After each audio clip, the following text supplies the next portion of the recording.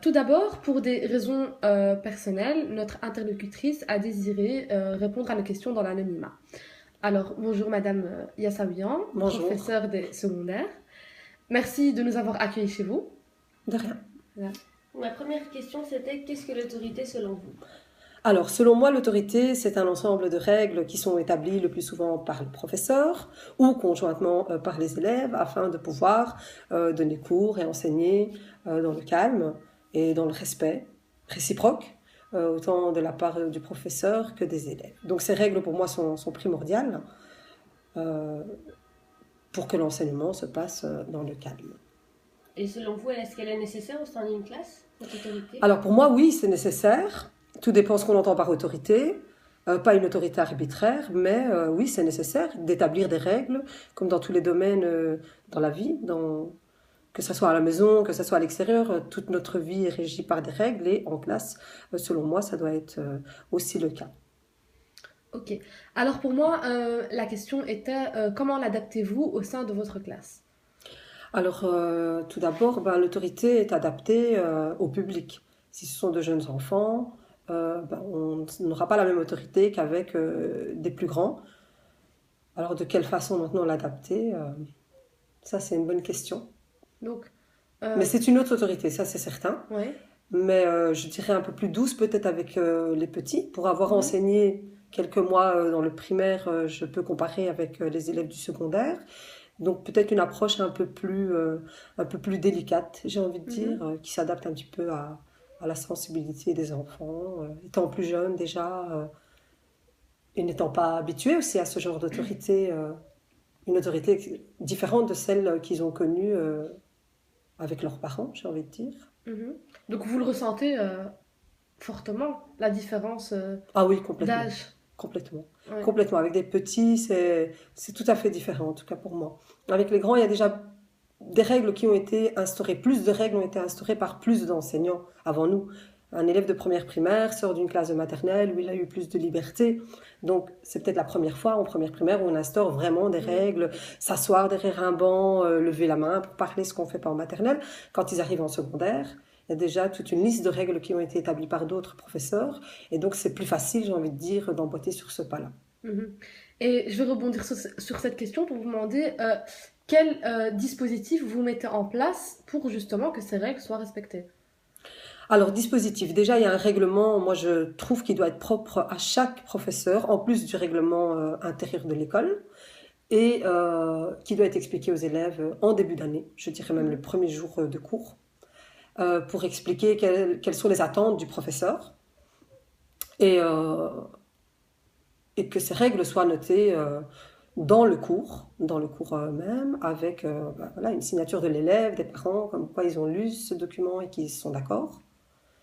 Et voilà, donc, et ces règles doivent être respectées, et malheureusement, si elles ne le sont pas, des Mhm. sanctions alors pourront être prises au fur et à mesure. Mais je pense que si les règles ont été établies dès le début et qu'elles sont comprises et acceptées, en général, on n'arrive pas à la sanction. Ouais. Et justement par rapport à ces règles, euh, est-ce qu'elles sont construites avec les élèves ou vous les construisez au préalable et Alors moi, vous... je les construis au préalable, mais j'en discute avec eux. Je leur explique le pourquoi j'ai établi ces règles, pourquoi la première, au premier oubli par exemple du cours, je ne mettrai pas de sanction parce que l'oubli est humain. On a le Mhm. droit d'oublier un cours une fois. À partir de la deuxième fois, ça devient limite. Au-delà, ben, là, il y a des sanctions qui seront prises, comme des points enlevés ou des punitions ou des retenues si vraiment l'élève abuse. Mais, euh, mais donc voilà, c'était par rapport à ça. Je me Oui, oui, souviens c'était plus. par rapport à ça. Et alors ma dernière question, qui rejoint un peu celle-ci, c'est que pensez-vous des sanctions éducatives et comment y avez-vous recours? Alors, les sanctions éducatives, c'est très compliqué parce que pour moi, c'est un échec de l'autorité, justement de l'enseignant. Parce que si on arrive à sanctionner un enfant, c'est que finalement, on n'a pas exercé l'autorité qu'il fallait ou qu'on voulait en tout cas. Donc déjà, c'est difficile d'accepter, pour moi en tout cas, je trouve cet échec pour l'enseignant.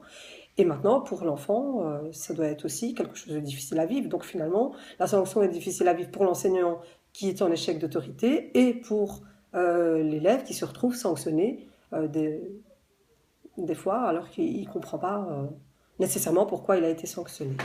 Donc oui, malheureusement, elles sont des fois obligatoires parce qu'il y a des élèves qui ne comprennent que par les sanctions, parce que ce système a été établi comme ça depuis qu'ils sont tout petits. Des enfants sont déjà sanctionnés à la maison, ils sont sanctionnés en maternelle, au coin, sous les bancs, etc. Sanctionnés en primaire aussi. Et donc voilà, c'est un système qui a été instauré et c'est difficile d'arriver en secondaire avec des élèves qui ont eu cette habitude-là de fonctionner avec ce système de sanctions et de vouloir changer tout ça. C'est possible, mais ça ne se fait certainement pas en un mois ou en 2 mois, mais c'est vraiment tout un système qui doit être changé. Donc ce sont des élèves qui marchent à la menace, si je puis dire, en fait. Qui fonctionnent avec cette menace de sanction, quoi. Mais de toute façon, il y a toujours une menace, parce que même si on établit un règlement avec les élèves, c'est aussi une forme de menace. On peut établir un règlement conjointement en début d'année, mais voilà, si le règlement n'est pas respecté, il y a une sanction. Mais alors si le règlement n'est pas respecté, qu'il n'y a pas de sanction, il n'y a pas lieu d'avoir de règlement. Ouais. Donc finalement, l'un va avec l'autre, malheureusement, et c'est difficile de faire autrement. Ouais. Et donc la sous-question, c'était quand y avez-vous recours? Alors quand on y a recours, quand le règlement n'a pas été respecté. Ouais, vraiment un moment où... Voilà. Mais je crois il est bon de définir à quel moment on doit sanctionner, et ça en début d'année.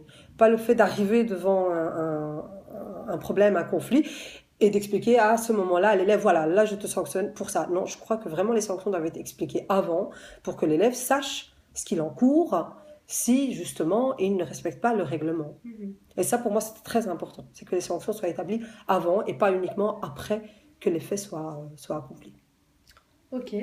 On vous remercie. De rien, j'espère avoir répondu à toutes vos questions et que c'était assez clair. Merci à vous, madame. Bonne continuation. Merci.